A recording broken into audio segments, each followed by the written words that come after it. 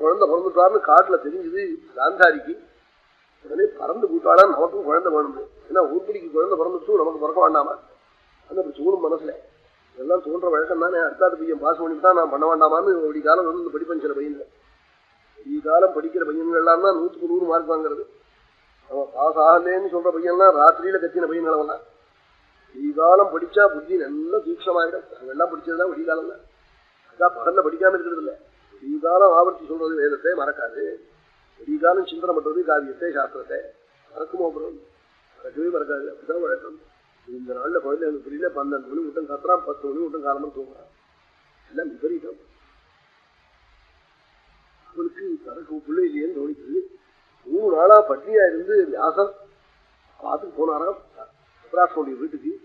காந்தாரி வந்து இன்னும் ரொம்ப சோர்ந்து வரையிலேன்னு நாளா 3 நாளா அச்சம்மா சாப்பிட்டு நாளா அவன் வைஷ்ணவ வீட்டுக்கு வைக்கிறேன், நான் ஆச்சாரமா என்ன செய்யறேன்னு அவள் அந்த மூட்டு உபசரிச்சாளா. வியாசத்துக்கு சந்தோஷம் தாங்களே. ஒரு பெரிய ராஜஸ்திரீ இப்படி வந்து பண்ணினாலேன்னு உனக்கு என்ன வேணும் அம்மான்னு நாளா, குழந்தை வேணும் நாளா. அதே அனுகிரகம் பண்ணினார். ஆசீர்வாதம் தான் பண்ணார். ஆசீர்வதிச்சா அவன் கேட்கிற போதே கேட்டா என் பர்த்தாட்டேருந்து வரணும் குழந்தை இல்லை புறக்கம் இருக்கார். திருதராஷ்டிரத்திலேருந்து கர்ப்பம் ஏற்பட்டது. அது அப்படியே 2 கொஞ்ச நாள் ஆச்சு. ஆனதே பிறக்கல. பிறக்காம இருக்கிறவங்க தசாவது கூட 10 மாசம் ஆனா உடனே பிறக்கலையேன்னு 12வது மாசம் குத்திக்கிண்டா உலக்கே இருக்கு. அது ஒரு பிண்டமா கரை விழுந்தது. வியாசம் திடீர்னு வந்தார். அதை கொண்டு போய் இங்கே போட போனார். குழியில புழைக்கிறது போனார். ஓடி போய் கொண்டாங்க.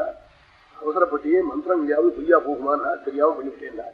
அதை 100 கண்டமாக விட்டு நல்ல குளிர்ந்த ஜலம் அதுல இதுல பானையில வை, அதுக்குள்ள போடணும்னு அதுக்கு சில வீடு கட்ட சொல்லி ஏகாந்தமான ஸ்தலத்துல உள்ள வெய்யல் அடிக்காத தாபம் இல்லாத இடத்துல வை, மேல சீத ஜலத்தை நிறையா விட்டுண்டே வாருங்கன்னு சொல்லி அப்படி பண்ணி குழந்தைகள் பிறந்தால் 100 பிள்ளைகள். அதுல ஒரு சகலம் மிஞ்சிக்கு அது ஒரு பொண்ணு வேணும்னா என்ன நோக்கானுங்கிறார்.